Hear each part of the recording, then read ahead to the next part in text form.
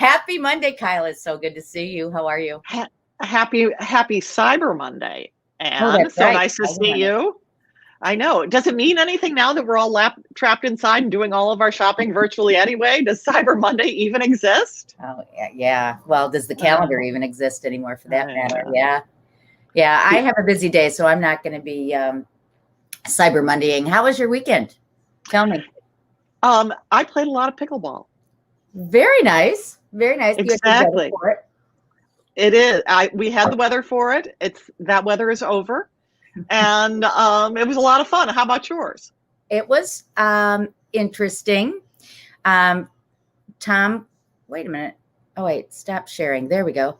Tom cooked up a marvelous Thanksgiving meal. The kids were here except for Michael, who was in Des Moines. I have to show you today's, I don't think can you see that? Oh, I can see it. Sure. You're okay, this so that's a picture of me and my sisters-in-law from several years ago when we did the turkey trot. And my brother gave me this fun mug. And so I had to drink out of it this morning. And then, okay, two things I need to share with you. Okay, you ready? Here's the first one. Look at that. Well, it has dots on it. I know. I don't know why there are dots on it. Anyway, who cares? Ignore the dots. The point is, Tom thought it would be wonderful to get one of those Serrano hams because his cousin did and said it was so good. Have you had Serrano hams when you're like a charcuterie plate or whatever? They're phenomenal, right? So we were so excited about this ham. We get this ham, we bring it home, we keep it for a week, and then we're like, okay, it's time to cut the ham. So that was occurring this weekend. It was the biggest non-event. It was terrible. Why? So I don't know. We couldn't cut it thinly enough. So, I was going to say that ham would last you for 10 years. That's a lot of ham, especially if you cut it right. Under COVID, right? Oh my God, that's a lot of ham. I know. It was our great experience. We'll say. Okay. So then the other thing this weekend was we decorated the tree. Well done. Hazel and Baxter are in front of the tree, and they're waiting for their breakfast this morning. I just took this morning. So, but it's a skinny tree now that we're in a condo and we've downsized. But most of our favorite ornaments fit on it. So it was beautiful. A nice and busy weekend. So that was it. How soon before the dogs knock it over? They don't.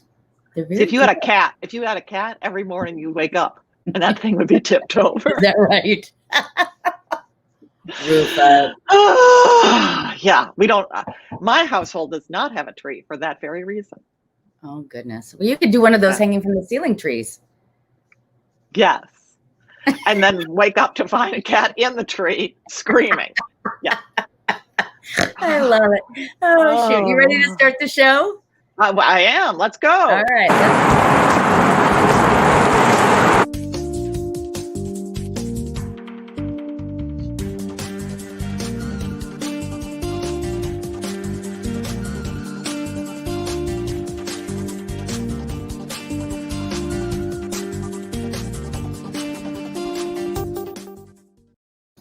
Good morning. My name's Ann Rossley. I'm here with Kyle Harvey. It's Monday Morning Coffee with Kyle and Ann, where we talk about what's happening in Chicago real estate. This morning, we're going to talk about, should I buy or sell during the holiday season? And our answer is yes, you should. And we're going to tell you why. Good morning, Kyle. Good morning, Ann. Well, there are a lot of great reasons to buy and sell in the holiday season. One. Oh, you want to talk about it now, or you want to talk market stats? I can do either. You know what? Let's talk market stats. Okay. That'll lead us to why it makes sense to buy and sell. Oh, that's true. Yeah. Okay. So here we go. Sharing my window, and bear with me because I remember now to pull our names off. Pull our names off. Exactly right. And now there it goes. Yay. Okay. All right. Now I'm ready. Okay. Chicago housing market. Today, I'm going to talk about the market in general in our market area, but I'm also going to talk about Avondale, which is the sweet way up there here, which is like the hot place and has been the hot place in 2020 as people price-wise, you can buy a home in Avondale for just a bit more than a condo in Lincoln Park. And so we're seeing a tremendous amount of people go in that direction. So just north of Logan Square and south of Irving Park area. Now I can see your pointer. Yep, point up. You Okay. could see before. Yeah, right Yeah, right there. Okay. Yep. Okay. So now I want to talk first the general market area. And you see this graph every week when you watch our show. This is the ups and downs of the monthly homes for sale. And always, this is December right here. Now, we've had a little weird, our market was very busy in the summer as we came out of the COVID shelter in place order. And this is September and this is October, and we haven't seen November or December's downward slope yet. So just how low it's going to go in November or December, we're not sure. But, you and I both know people are already taking their properties off the market. So we're going to see this come down. How far down? We don't know. Yep. We don't know. It probably won't look like years past, only because there's so many more properties on the market. So Right. it probably won't dip as low. Good. Right. But it's going to go lower and there won't be as many for sale. Mm-hmm. Yep. So this is single family homes. The previous one had both condos and single families. Mm-hmm. And this is Avondale down here, which has like 22 homes versus the 601 up here. But again, you see, it's not the same up and down of other years, but we're going to be coming down. We're already here. Mm-hmm. And I bet you we'll be in this vicinity pretty soon. Of course, go ahead. Let me ask you this. I wonder if it's going to dip so low for single families, because usually why people in the holidays or November, December, take their properties off is they want to not have to show it during the holiday season. They don't want to have to show. But I wonder, with demand being still relatively high, whether people will say, for God's sakes, let's keep showing it because we do want to sell. So I don't know how much it's going to dip. Yeah. You're exactly right. Yeah, I agree with you totally on that one. This is the closed sales, and the closed sales is dropping a bit. Avondale is still strong. Yeah. Median sales price, we're still high in the primary market on our median sales price, which is encouraging. Now, as we look at Avondale, when you've only got between 7 and 25 sales a month, you're going to see this erratic jump. It doesn't say much. You really need to look more at a 3 to 6 month rolling to get a sense of where it's going. But I would say it's stable. Yeah. And you're in the, 567 is the median price there in Avondale versus the average home in our market area is $875. Obviously higher in Lincoln Park, Old Town, where we work primarily. Okay.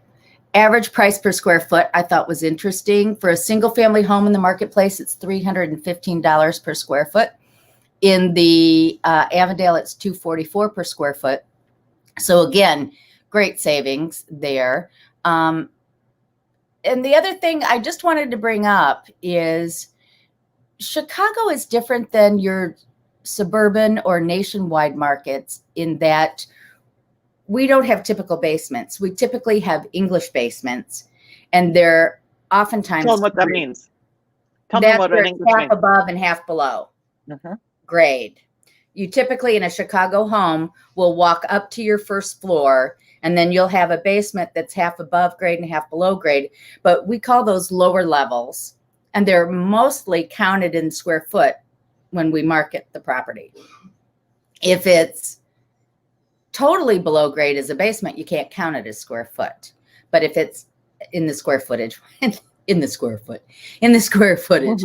But so it's common to have a single family home that's like $1.5 million, $1.8 million, and it'll have 5,000 square feet because it's got 1,400 square feet on the lower level that's finished, heated, right? So when you're looking at that $315 per square foot, think if you've got 5,000 square feet, you're looking at $1.5 million for a house. At least, yeah. Yeah. Depending on where, but yeah. And depending on finishes and absolutely. Right. So I just wanted to point that out as people are thinking about prices on homes and so forth. Okay, month supply, which is always my last slide here. Month supply for our market in general. Now, again, single family home only, 4.2. So it's a seller's market. Look at Avondale, 2.4 months only. Those things are selling off the shelf. Well, and there's so little available. Yeah. They just 22. Yeah. Sell, Exactly. sell. Yeah. So that's the story, Morning Glory. And I am going to stop sharing. There we go. Very interesting. Now, Avondale's got a lot of people who are also looking to invest. A lot of people who are buying and then trying to resell. It's a happening neighborhood. It is a very happening neighborhood. Yeah, very cool, very cool. So anyway, we were starting to talk about why you would, and those stats are a really good launching point for it. Why you might continue to sell as a seller over the holidays. Right. And so let's just throw out some really time-proven reasons. One is the people who are looking to buy are serious. They have to move. They have to go someplace. They need a home.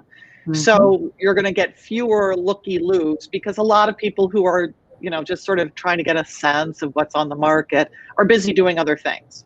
So the people who come and who make appointments are looking to buy. Right. Another is because so many people go off the market, or like some of my clients go on the private network, and we're going to talk a little bit about that later. It seems like there are fewer homes for sale. So the people who have to buy will look at your place. Right. Less competition means you're the one they're looking at. And if they have to buy, there are fewer to choose from, and yours will shine. And third, believe it or not, when you decorate your home for the holidays, and I know you want that to be a private time, I completely get it. But imagine how charming that is for a potential buyer.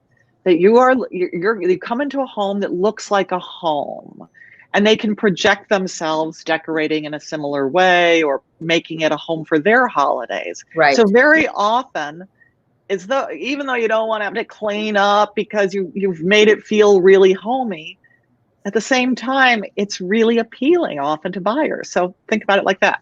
Well, you know what I think about too, always. When we were young and our friends had their apartments, you'd have the typical flat in Chicago, right? That would have the bay window. And that's in Chicago where the Christmas tree goes. Mm-hmm. And when you drive down a Chicago street, you see Christmas tree in these windows. And when you show property, I often hear buyers say, oh, that's where the tree will go. Right. Right. So, my Jewish friends don't mind if they see a Christmas tree up.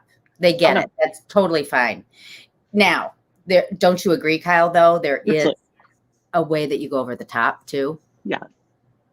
Yes, a little too many lights, a little too much outdoor decoration, a little too over the top. If you're selling, only if you're selling, just, tone it down a little bit. I completely agree. Right. Well, you don't want to be super duper like Grandin Road, with all the foofy stuff. And you don't want to be Plastic Santa, right? Yeah. Right. And here's the other thing. Wintertime and holidays can show flaws pretty easily, so you have to be careful. Example number 1, stringing lights. If you don't have an outlet close and you see a big long thing, it shows that you don't have enough electrical outlets. So you be careful of that, right? And as much as I like lights, to your point, Kyle, who wants to see a luxury or a property that everybody say it's not luxury, but everybody aspires to a high-end looking property, even if it's not $1 million. You buy a $400,000 condo, you want it to be sweet, beautiful, right? Okay, you don't want to see what we had in college, which was the string of lights where you just have a string, right? Don't do just a string of lights. Do ribbon or do better yet, greenery with the lights to hide those strings. Okay, now I may sound picky, but don't you think that's important? Absolutely. Right? And go ahead. I was going to say, work with your broker to just get it right, because there's a balance, and so just let us help you get it right for this year if you choose to sell, because buyers will find it appealing. Exactly right. And here's yes, you're exactly right. And don't be offended when we tell you, because again, this is not about how you celebrate. This is about how to make it appeal to the most people, right? So the other thing is, winter tends to draw attention to lack of coat closet space and lack of space for your boots. And when I know we don't have snow on the ground yet, but I'm just pointing this out as we get into December, is yes, you've got to have a solution that works that the next buyer will see. Otherwise, they're going to say, oh, this doesn't work. You know, in the summertime, they don't notice that the coat closet is on the other side of the room, but they sure will in the wintertime if you don't deal with it. A bunch of boots piled by the front door do not work. Okay, that's enough of my pontificating. Okay. But also to that point, I have a coat for every 5 degrees difference in temperature because I'm crazy. Let's be honest. If you're a Chicagoan, you have a coat. Okay, I just have to ask you, guess, how many coats do you have? Okay, that's so mean, because then I'm gonna have to tell these people. Well, I'll tell you how many my husband has. I probably have in active rotation. Yeah. 10. Okay. Tom has 30. Okay. He beats me. He beats you. Yeah. But that's a lot. I get in Chicago, absolutely. Yeah. In active rotation. Yeah, you got rain. More. Yeah. Yes, but in active rotation, because it changes, and sometimes I'll wear 3 or 4 different ones a day because I realize when I go out, oh, it's getting cooler. Yes. Oh, it's getting warmer. Yeah, I wasn't doing that. 10 is not ridiculous. 10 is a good number, but it's not ridiculous. 30, I adore my husband. 30 is ridiculous. I'm not counting the jackets. I'm counting coats. Coats, okay. Because jackets. Not a good number in there, sister. I totally get it. This is Chicago, right? No. So, but the point is, in the coat closet for the home that you have, when you're selling, have 3, maybe 3 per person if it's a couple. If it's a whole family, have 1.5 per person, and you negotiate what else, and put the other one somewhere else, because otherwise people are like, well, there's not enough room for my coats in here. Right. Absolutely. For my 30 coats. I'm fighting for coats, for closet space. Oh, shoot. All right. We just alluded to another thing that people do, and we look at, the stats that you show and the big drop off, because I don't think those stats count the private network. Exactly right. They do not count the private network. And there are, on the MLS, our multiple listing service, there is a section of the MLS called the private network. And the private network is only visible to brokers. It is not visible on Zillow. It's not visible on Redfin. It's not visible on HomeSnap. It is not publicly available. It is only available to brokers who subscribe to the multiple listing service in our listing area. Right. And a lot of sellers feel that they don't want to have a lot of they want to sell, but they don't want to have a lot of showings over the holidays, and they don't want to have to clean up at a moment's notice. They would like a little bit of culling and a little bit of sorting that we brokers can do to make sure that only really interested buyers come through. Right. So we shift our listings, and I've started to see this, from the public network to the private network. And I have a listing in Lincoln Park where I did that over the weekend. But what I did so I canceled my listing, but before I canceled the listing, the public listing, I put in the broker's notes, again, only visible to brokers, we've gone on the private network. Because when I log in, I always look and I say, oh, shoot, that one canceled. But I'll look at the broker's notes to see, go to the private network. Right, right. So, and still, even because you guys can't see canceled listing, I don't think, can they see canceled listings? I don't think they Not can. on a listing feed, no. Okay. So if, but brokers can see canceled listings. And if I'm working for you and we're looking for to find a house, I'll look for canceled listings to see, and then I'll call the broker. Are you canceled or are you canceled for the holidays? If they're not on the private network too. So Right. that way we continue to hunt down properties that might be appealing to you when we're working for buyers. So I thought we'd show you what happens, what these listings look like. They don't look like normal listings on the private network. There's less information, and because they want to discourage people from leaving things on the private network. So I'm going to show you now, if you wouldn't mind sharing my screen. I'm going to show you now what the private network looks like. So this is my screen looking at the private listings, and I'm showing you, I'm just decided I did a change up, the near north side. And there So are this is looking at our MLS system from the back end. It is the back end, and it is the entire single family homes and condos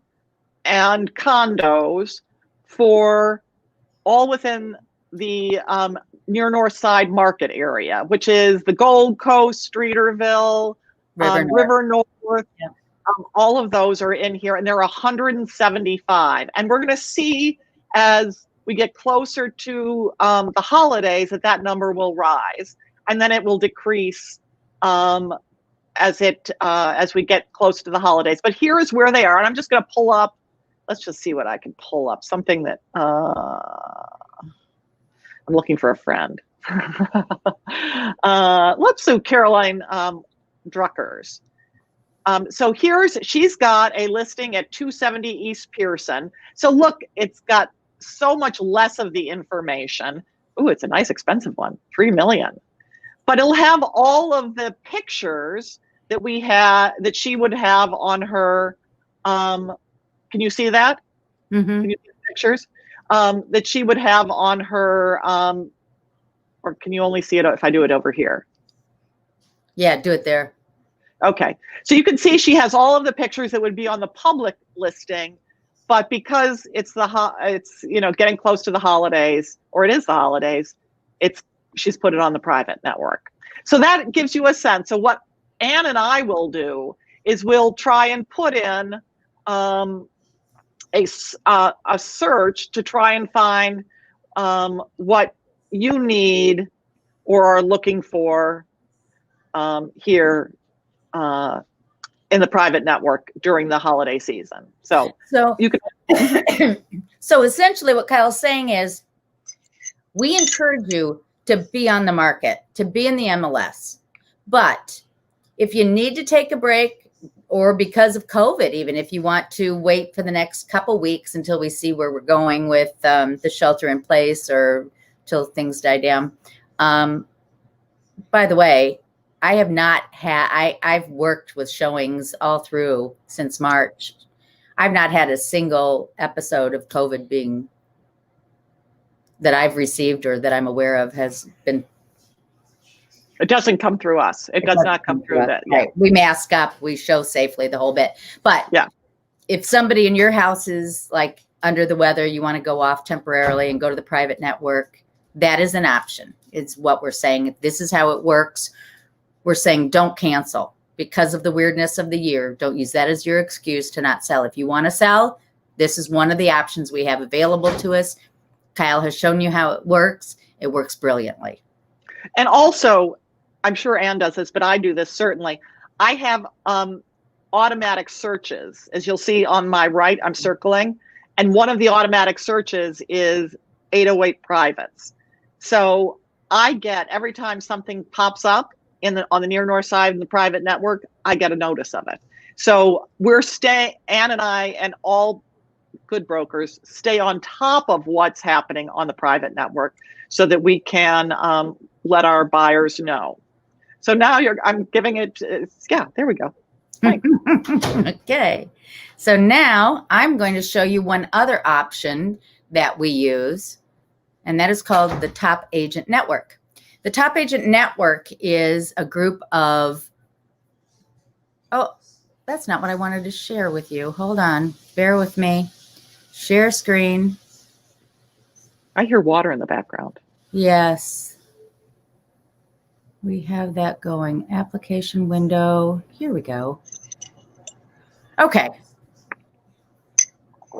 You see that now? I sure can. Okay.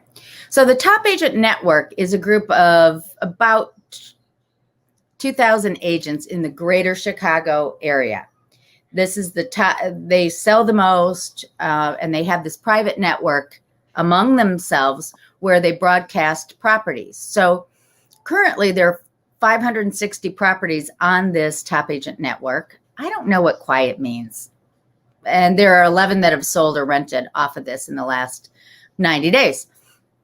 So I wanted to show you, this is how they come to us. So it's for sale. Do you think that 560 means broadcast ones on the MLS and 23 means ones that are private?